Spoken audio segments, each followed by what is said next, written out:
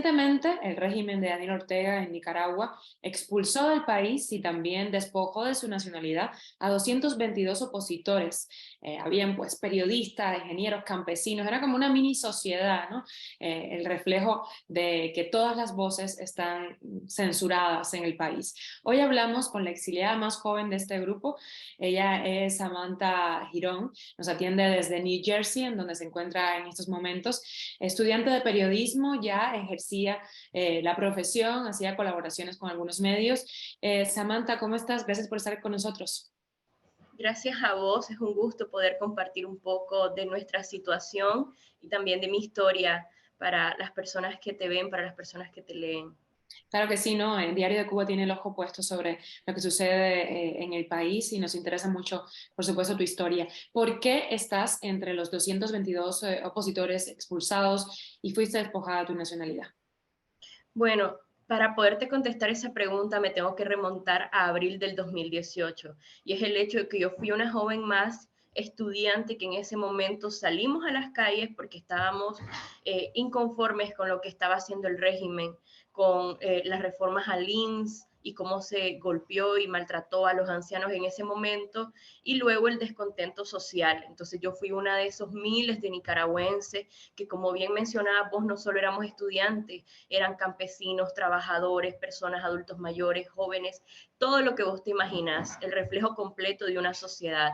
Entonces yo me involucré en mi ciudad natal, que se llama Masaya, en donde atendí heridos y luego de eso empezó amenazas, porque yo fui voluntaria en los bomberos de Masaya antes de las protestas. Entonces yo, un grupo pues de igual voluntarios y exvoluntarios me convocaron para poder hacerlo porque se negó la atención a los protestantes en los hospitales, se cerraron las puertas en ese momento.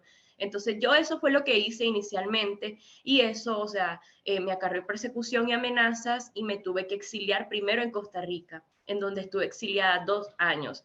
En este país yo me organicé con jóvenes, me organicé con grupos de mujeres feministas, empecé a trabajar más activamente por los derechos de las mujeres, formé parte de varias de las organizaciones que formaban parte de la plataforma, una de las dos plataformas más importantes de la oposición en Nicaragua, como era la Unidad Nacional Azul y Blanco. Luego de esto, en 2020, yo me regreso a Nicaragua en un periodo pre-presidencial de las elecciones prepresidenciales. Entonces, yo me regreso al país, igual continúo trabajando, continúo organizada, esta vez de una forma más activa en el territorio, con jóvenes, siempre trabajando en organización Unidad Azul y Blanco, Unidad Nacional Azul y Blanco. Y esto, o sea, las consecuencias fueron más persecución, más asedios, más amenazas. Entonces, cuando el mes antes de las elecciones presidenciales, que fueron en noviembre del 2021, el 7 de noviembre, empezó una redada contra opositores. Yo te estoy hablando en un punto en el que hay más de 300.000 nicaragüenses exiliados debido a la violencia, a la crisis desde el 2018, pero todavía quedamos personas en el territorio y como son los principales líderes de oposición o los que en ese momento eran precandidatos presidenciales, que eran 7. Entonces, faltando 5 o 6 meses, empiezan a apresarlos. A todos los detuvieron.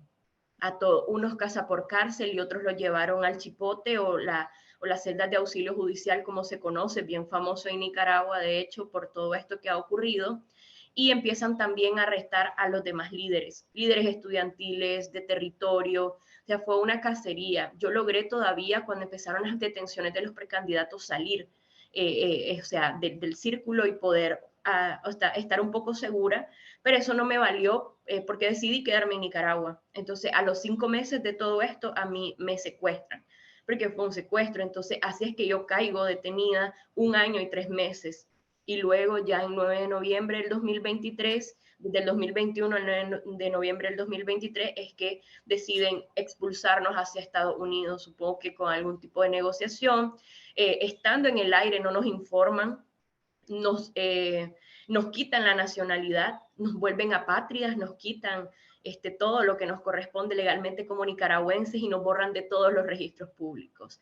En palabras sencillas, en Nicaragua nosotros no existimos.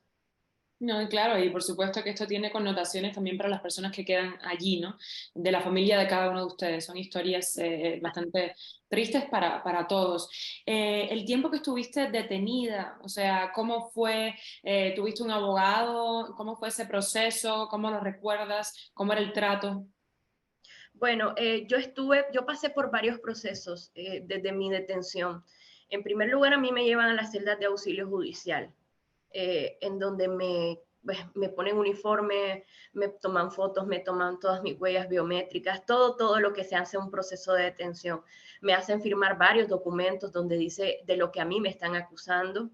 Eh, en auxilio judicial, yo pasaba ahí todo el día en una celda pequeña, de 1 metro por 1 metro, no podía ni siquiera estirar los pies, y me sacaban varias veces al día interrogatorios. Esto fue en el lapso de casi un mes, de un mes más o menos, y luego de eso, al tercer día, a mí me presentan, al cuarto día, ya formalmente, a los juzgados que le llamamos en Nicaragua, en donde ya presenta la fiscalía una acusación formal en mi contra, en donde dice que estoy acusada por conspirar para menoscabar la soberanía nacional en perjuicio del Estado y del pueblo de Nicaragua, aplaudir sanciones, o sea, todo eso, y la ley de ciberdelitos, de noticias, de propagación de noticias falsas. A mí ya me acusan formalmente, luego de eso yo estoy unos días, porque yo dormí en un distrito de Managua, el distrito 3, donde correspondía esa estación de policía, y luego de eso ya me hicieron traslado a la cárcel nacional de mujeres, que se llama EPIM, ¿verdad? O que es conocida como La Esperanza, en donde está a nivel nacional los casos como más delicados y todo. Ahí me trasladan y ahí es donde yo estoy prácticamente 1 año y 1 mes. Yo llego ahí el 1 de diciembre del 2021. Y estando ahí, a nosotras nos recluyen, a 2 presas políticas más y a mí, en una celda de total aislamiento, en una celda de máxima seguridad. Pasamos 3 meses empernadas, o sea, sin poder ver a nadie, sin contacto, sin hablar, sin nada. Los primeros meses sin patio sol, absolutamente nada. Y aquí estuvimos 7 meses en esta celda. O sea, una celda terrible, ¿verdad? Como te digo, de máxima, totalmente incoherente, pero para el régimen nosotros somos los más peligrosos. Entonces, luego de eso, a los 7 meses, a nosotros nos trasladan ya a un pabellón con presas comunes. Yo estuve en un pabellón en donde estaba hasta con 80 presas, 70 presas comunes, de cualquier tipo de delito, desde el menos grave hasta el más grave, desde robo, cualquier cosa, hasta asesinato atroz y parricidio y cosas así. Y en estos meses fue más duro, créeme, a pesar de todo, por el tema de las amenazas. Había muchas amenazas, habían muchos ataques en contra nuestra, en contra mía principalmente por ser la más joven, de temas políticos. Siempre nos amenazaban, nos decían que éramos golpistas, que éramos tranqueras y palabras soeces y que nos iban a agredir y que nos iban a hacer muchas cosas. Entonces este fue como el periodo más complejo para mí porque, o sea, estábamos todas juntas, dormíamos en un solo lugar. O sea, yo pensaba que me podía esperar cualquier cosa por la noche o una agresión de espalda cuando no me diera cuenta, cualquier cosa. Fue muy difícil. No me lo puedo ni imaginar. ¿Cuántos años tienes? Ahorita tengo 23. Cuando nos liberaron el 9 de febrero, el 16 de enero yo acababa de cumplir 23. Me agarraron de 21 años y yo cumplí 22 años en la cárcel y 23 años en la cárcel. Samantha, después de todo esto que has vivido, que ha sido muy duro, ¿tú vas a cerrar el capítulo de Nicaragua? ¿Tú piensas seguir dedicándote a esto, seguir denunciando lo que pasa en tu país desde Estados Unidos? Bueno, te voy a ser totalmente sincera, yo no puedo cerrar el capítulo de Nicaragua. O sea, yo como víctima directa del régimen, o sea, que he vivido exilio, destierro, cárcel, persecución, amenazas, yo no puedo permitir y quedarme de brazos cruzados que en un futuro otras personas, otros jóvenes, incluso mis propios hijos en un futuro vivan esto. O sea, porque muchos de los que están viviendo jóvenes hoy son hijos de personas que lucharon en la revolución sandinista en 1979, desde antes, y que hoy estamos viviendo un mismo capítulo de violencia y persecución y dictadura en Nicaragua. Entonces yo no me puedo quedar de brazos cruzados. Yo actualmente me quiero dar un tiempo porque necesito descansar y sanar emocionalmente muchos traumas, porque hasta la fecha me cuesta dormir, a veces tengo pesadillas, padezco mucha ansiedad y necesito ver también cómo establecerme acá, la parte económica y poder continuar con mis estudios.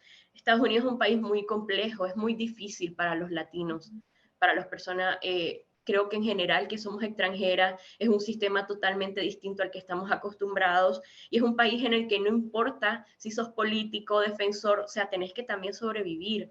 Entonces yo ahorita estoy iniciando trámites de mi permiso laboral y todo eso. Entonces, quiero darme un tiempo, quiero descansar, quiero ir a terapia, ya estoy en proceso y continuar desde donde yo pueda. Mi voz tiene que continuar porque yo estuve 1 año y 3 meses que no pude utilizar mi voz, que no hablaba, entonces yo no puedo salir hoy y no hacerlo, es darle gusto al régimen, eso es lo que quieren. O sea, ellos creen que por tenernos tanto tiempo nos metieron en miedo. Yo creo que las personas que tenemos una convicción firme sobre lo que queremos, y yo quiero que Nicaragua sea libre, yo quiero un Nicaragua con igualdad para las mujeres, porque hago mucho activismo y defensa de las mujeres, y yo quiero una Nicaragua en democracia, donde los jóvenes tengamos oportunidades. Quizás yo ya no lo llegue a disfrutar, como decimos, pero sí los jóvenes que vienen tras mío, los niños y todo eso. Entonces, creo que es necesario. No, súper valiente de tu parte. Ahora mismo, ¿cómo te sustentas? ¿Dónde, o sea, dónde vives? ¿Qué sabes de las otras personas que estaban contigo en el grupo de exiliados? Bueno, los 222, como vos decías, hay distintas situaciones, ¿verdad? Hay unos vamos a estar mejor que otros, eso es la realidad, no podemos tapar el sol con un dedo. Algunos tienen familias o casi toda su familia ya estaba acá, entonces para ellos creo que va a ser más fácil el estar, el hecho solo de poder estar con tu familia hace la diferencia. Entonces, creo que todos tenemos distintas situaciones, todos estamos regados en todos los estados. O sea, desde la parte más fría, buscando Canadá, hasta Texas, costa oeste, costa este, San Francisco, Nueva York, New Jersey. Entonces creo que sé que cada uno tiene, ¿verdad?, una situación distinta, pero también sé que se está trabajando mucho por parte de la diáspora, de mano con el gobierno de Estados Unidos, para poder garantizarnos ciertos beneficios como personas asiladas, refugiadas, que es en cierto modo también a lo que tenemos derecho y nos protege el derecho internacional y los convenios humanitarios aquí en Estados Unidos y en cualquier parte o cualquier país que pueda suscribir, ¿verdad? Que haya suscrito esto. Se está trabajando para eso y se está trabajando también para que se nos pueda garantizar algunas cosas básicas como alimentación y vivienda los primeros meses, porque hasta el momento no ha habido nada como oficial. En mi caso, yo estoy en la casa de amigas de mi papá, de una amiga de mi papá, de amigas de mi papá. Entonces, no estoy sinceramente como en una situación precaria como pueden estar otros hermanos de los 222 que vinieron para hablar en honor a la verdad. Entonces, pero sí, o sea, yo creo que es necesario, en mi caso, yo estoy esperando mi permiso laboral, que ya pronto viene. Los permisos laborales dilatan un poco más de lo normal, pero en ese sentido a nosotros se nos dio un código especial y están tramitándolos de manera rápida. O sea, extremadamente rápida. Por ejemplo, 3 hasta 6 meses puede durar un permiso laboral para las personas que están entrando con parol y todo. A nosotros nos está durando como 1 mes y medio, un mes, ya hay unos que ya tienen. Entonces, eso es algo muy bueno para poder, ¿verdad?, como trabajar y hacer algo. Además que, como te digo, la diáspora nicaragüense en cierto modo es grande aquí en Estados Unidos, porque no solo es el exilio de ahorita, sino es la diáspora del exilio de los 80 que huyeron de la guerra en Nicaragua. Entonces, estas personas ya están establecidas, o sea, tienen empresas, tienen negocios. Creo que esto es importante saber porque es una manera de reconocer el trabajo que está realizando la diáspora nicaragüense por nosotros y los nicaragüenses que hemos venido saliendo del país desde el 2018 hasta la fecha. O sea, ellos nos están apoyando, han ofrecido trabajos, nos han apoyado ofreciéndonos ubicarnos en empresas. Eso es algo un gesto de solidaridad enorme entre compatriotas. Sí, no, totalmente. Tengo muchas ganas de saber qué va a pasar contigo en unos años, dónde vas a estar, seguramente haciendo cosas muy valientes, como lo has hecho hasta ahora, y si no, bueno, viviendo la vida que al final te han robado como 1 año de tu vida en Nicaragua. Hablando de la situación en tu país, ¿tienes esperanzas, viendo lo que está sucediendo actualmente, de que pueda cambiar de forma pronta? Bueno, es compleja la situación de Nicaragua, porque no solo vivimos la crisis política, sino también la crisis económica, el golpe de la pandemia, también vivimos las crisis, o sea, vivimos dos catástrofes naturales como fueron los huracanes que dejaron destruida parte de Nicaragua. Entonces, todo esto se ha ido sumando a la crisis desde abril hasta la fecha. Y esto tiene muy debilitado al régimen, tanto económico como socialmente. O sea, hay muchísimo descontento. Lo que pasa es que la gente tiene mucho miedo. Actualmente el régimen está aislado políticamente, ha roto relaciones con cualquier cantidad de países en la comunidad internacional y la última fue con la Santa Sede del Vaticano. Ujú. Eh, entonces creo que esto en estos tiempos, en un mundo globalizado, en donde las relaciones bilaterales, en donde las relaciones internacionales son sumamente importantes, más como un país, más para un país como Nicaragua, un país pobre, pequeño, o sea, que vive y necesita de cooperación internacional. Entonces creo que es muy difícil que el régimen sobreviva en estas condiciones a un largo plazo. Ujú. No te puedo decir en cuánto tiempo, en un año no claramente, ni en dos, pero sí te puedo decir de que desde que empezó esto estamos un poco más cerca. Y nosotros no queremos acelerar eso porque hay maneras. O sea, Nicaragua, si vos lees la historia, ha sido un país muy violento, de muchas guerras y conflictos, pero nosotros no queremos hacer eso porque lo que empieza con violencia termina con violencia. Y Ujú. nosotros no queremos repetir, queremos cortar esos círculos. O sea, la dictadura sandinista entró al poder por armas, por una revolución armada, una guerrilla, y no entiende otra manera. Entonces, pero nosotros no. O sea, esta generación es distinta. O sea, hay un lema que es importante que antes decían patria libre, patria libre, morir o patria libre o algo así, o vivir, decían los sandinistas, patria libre y morir, así era.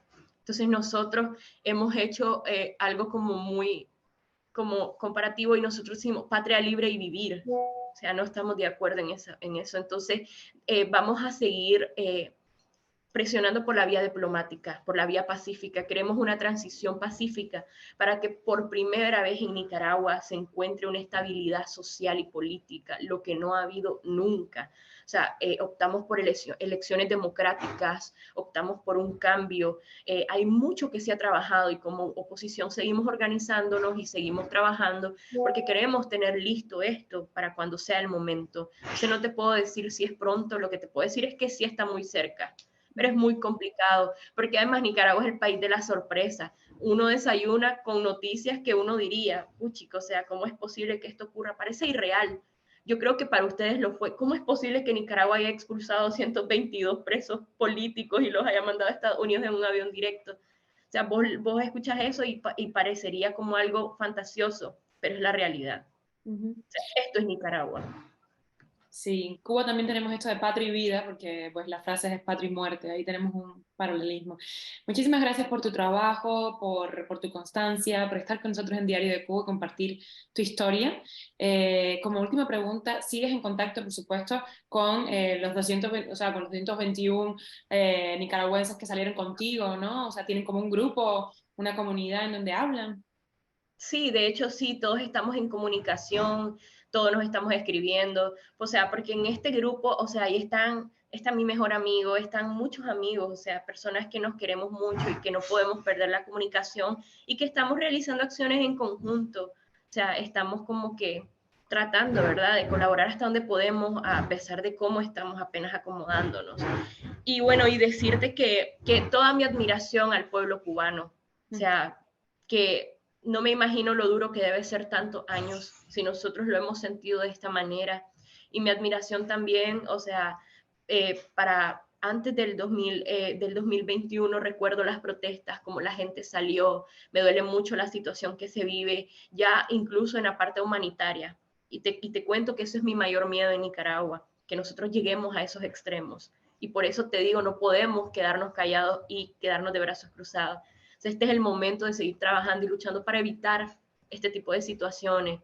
Todo mi abrazo y mi solidaridad, decirte que siempre estoy pendiente, que incluso estamos trabajando en una campaña con una organización que se llama Sé Humano, en donde trabaja con también otra organización que creo que se llama Cuba Decide, en donde hacemos campañas de presos políticos, Latinoamérica sin presos políticos.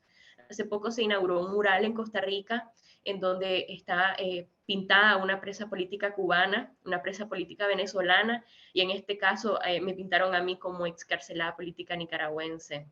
Entonces, decirte que aquí estamos trabajando, creo que nosotros en conjunto somos más fuertes y podemos visibilizar lo que vivimos los tres países.